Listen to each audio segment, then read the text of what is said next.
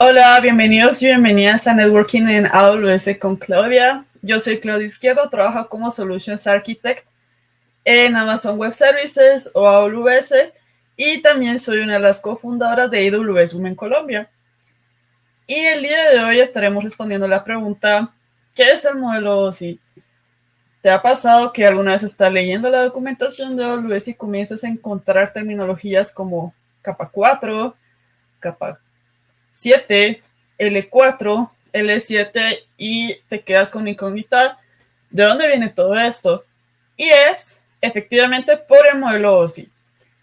El modelo OSI lo que funciona o lo que quiere hacernos entender es una representación de 7 capas en donde explica el proceso que es necesario para poder establecer la comunicación y transferir información entre punto A y punto B o usualmente entre dos dispositivos, ya sea tu celular con un servidor o un servidor al conectarse con otro servidor o una computadora al conectarse a otra computadora o hacia un servidor. Todas estas combinaciones de conexiones y dispositivos que pueden interactuar entre sí son explicadas por el modelo OSI, entre otras funcionalidades para las que lo utilizamos. Entonces vamos a tener estas 7 capas, que es con la que trabaja el modelo OSI, y comenzamos a ver la capa 1, la capa 2, hasta llegar a la capa 7. ¿Y qué quieren dar a entender todo esto? Todo esto lo que quiere darnos a entender es que cuando comenzamos a utilizar dispositivos de red, dispositivos finales, servicios de AWS, qué capa van a estar funcionando y qué funcionalidad consecuentemente a eso van a realizar. Pero posteriormente al modelo OSI nace lo que es el modelo TCP/IP. El modelo TCP/IP es una forma más resumida o más compactada del modelo OSI. Vamos a encontrar que el modelo TCP/IP tiene 4 capas, 5 capas, lo podemos encontrar entre esas diferentes formas.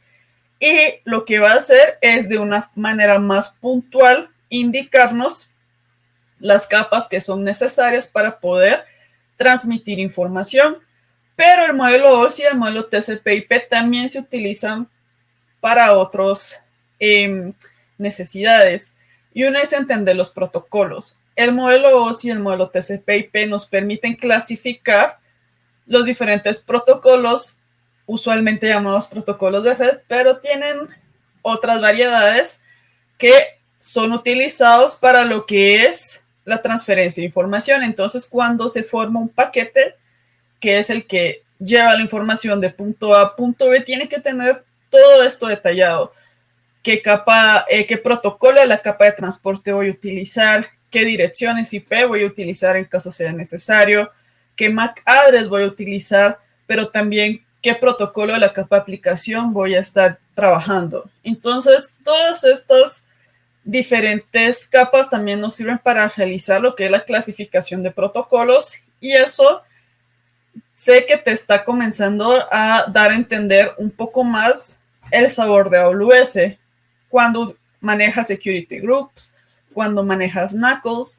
Tienes que tomar estas decisiones. ¿Estás trabajando con cuáles direcciones IPs, con TCP o con UDP? ¿O qué protocolos de la capa de aplicación vas a utilizar? Principalmente enfocándonos en la capa 7.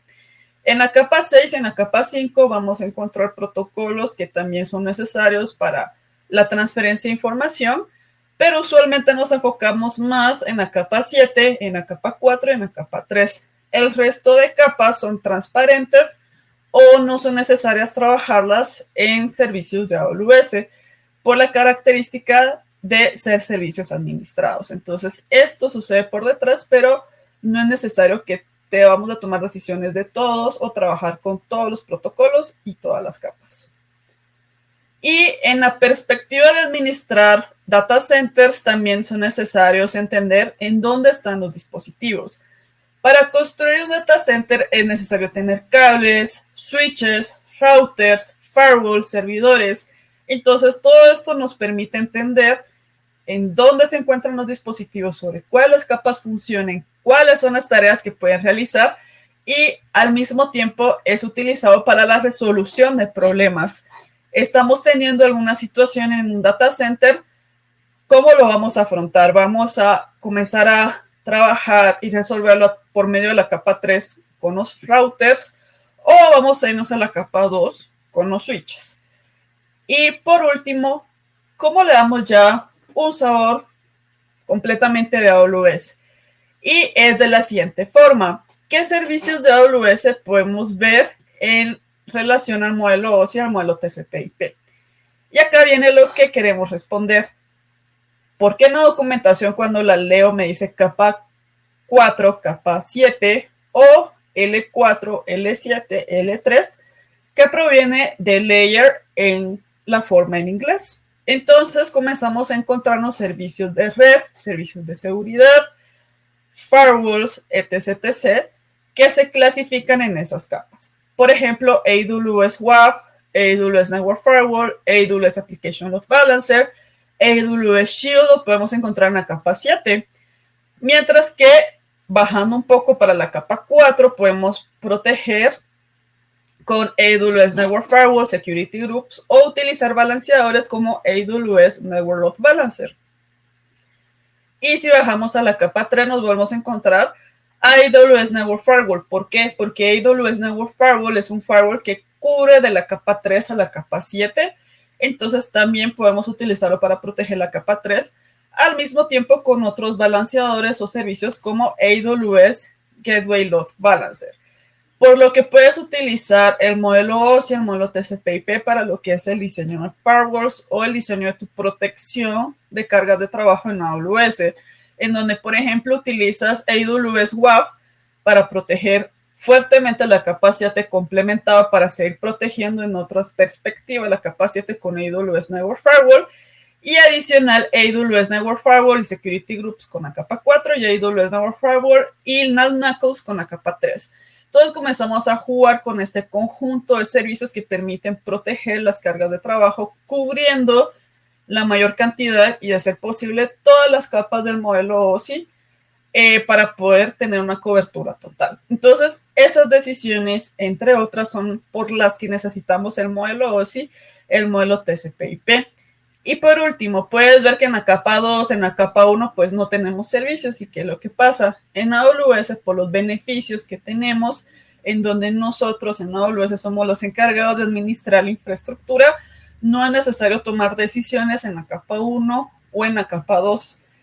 En la capa 3 tampoco es que ustedes vayan a estar configurando un router, sino que hay servicios que trabajan sobre esa capa, pero no es necesario acceder, por ejemplo, a los dispositivos de red que funcionan por detrás de estos servicios para poder realizar las configuraciones correctas.